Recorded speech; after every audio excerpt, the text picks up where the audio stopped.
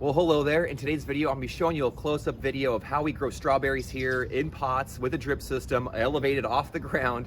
We do it all organically, and we've done it now for a full summer with this exact system here. We've done it for a few years, but with this exact system here, it's been one full summer. So let's do a quick recap, and then I'm gonna show you and maybe some of the details of things, discuss some of the things that I've learned this summer, maybe some things I might change next summer or at least be aware of. So let's get right into it. Let's take a closer look. First and foremost, let's take a quick look at our strawberries here. So they're doing really well. We are in early to mid October right now. You can see we had one here that didn't do that great this summer, but it's coming back. But that's the only one out of the whole bunch, out of a little over, I think about 120 individual plants here. They're doing pretty good. You can see a lot of flowers coming. We had some extreme heat this last summer, well into above 115 degrees Fahrenheit a few days, about a month ago. So the plants weren't super happy. So some of the things I've learned after growing for this first year is that they are in smaller containers. And even though strawberries are shallow, look at this plant, just putting off tons. Look at that, there's hidden in there.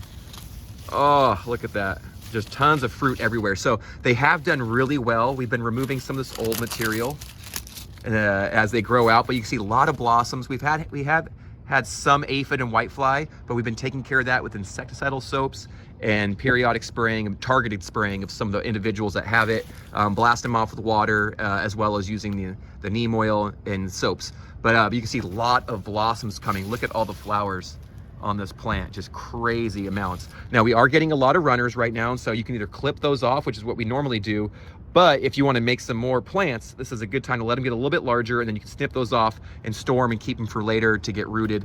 But really, you can see we have 4 rows all together, two main rows here, but they're all doing well. Those top ones there are a different variety. Those are Seascape, and then all the rest are here are Albions.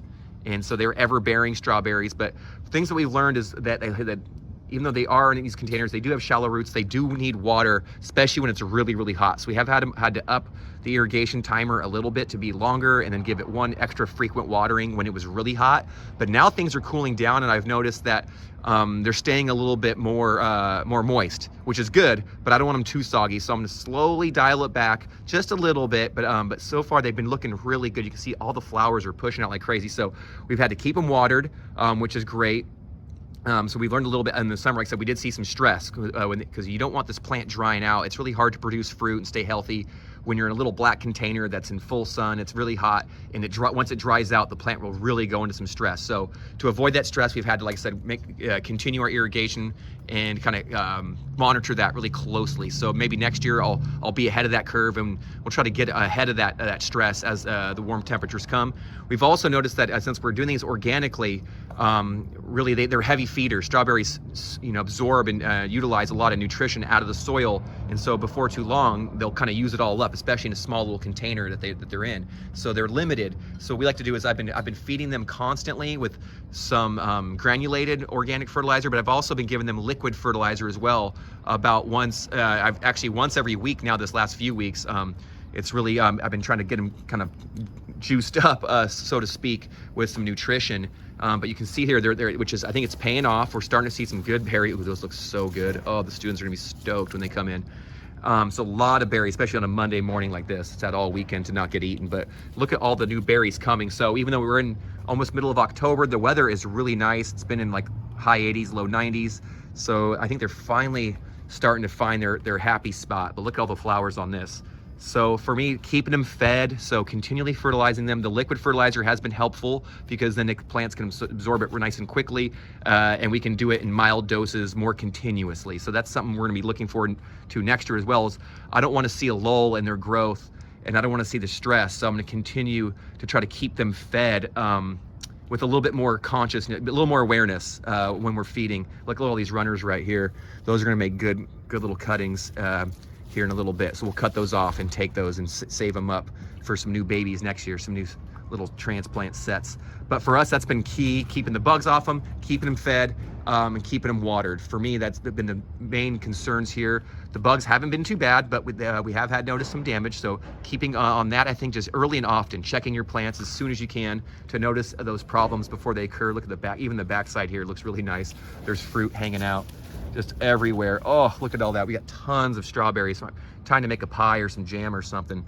But yeah, keeping them fertilized properly, keeping those bugs off them.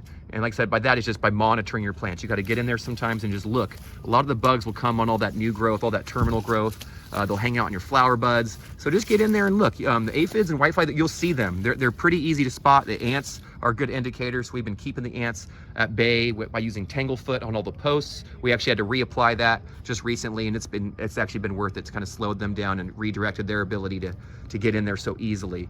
But look at the strawberries, right? And so that's, like I said, keep them fertilized, keep them fed.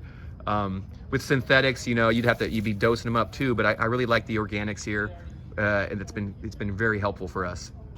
So I hope this has been helpful for you. I hope you get excited if you're wanting to grow strawberries at home or in containers. Just know that it's totally possible. It's not that difficult. And if I can do it, anybody can do it. Well, hope you guys had fun in this video. Please like, share, subscribe, all that great stuff. We'll see you next time, garden friends.